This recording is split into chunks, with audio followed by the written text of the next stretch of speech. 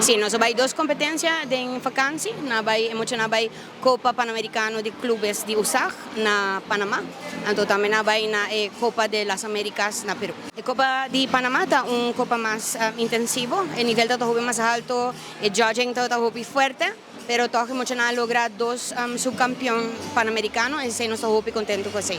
Y nos ha logrado 65 medallas. Nos vamos con nivel 1, TQ8, pero en competencia, si votamos quiere lograr medalla, vamos a estar en top 9.5 T10, así es puntuación toda. Todo está muy fuerte, no está un poco nervioso, se está por mi competencia trove de nada cambio de nivel, pero nos estamos muy contentos con la puntuación, ese está cuenta para nosotros, está muy alto. Sí, nos cinturas ahí, nos lo entregamos ahí. Es de Perú, ¿cómo va en Perú?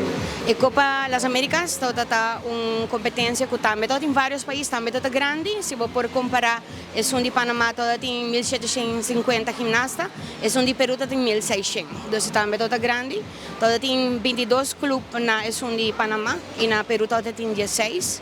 País, sorry. Então, a competência está fuerte. Entonces, é um país muito bom também cerca de nós. E medalha, nós temos um total de 74 medalhas, 6 troféus, porque na área partir troféu de primeiro nível de all-around de ouro. E nós temos também banner de nível 1, que nós ganhamos como time. Nossa competência agora aqui está com a Mica, está competindo agora aqui na CAC. Y en Santo Domingo, entonces ese es uno de los atletas también que está compitiendo con nuestro coach nacional Jimmy Palma Villegas.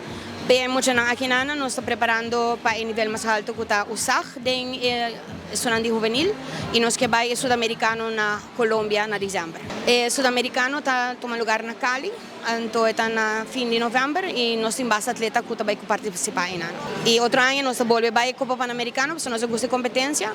En ano vamos de verdad un buen nivel de parte de Panamericano y eso ayuda para por orientarnos más en el nivel alto que nos queremos.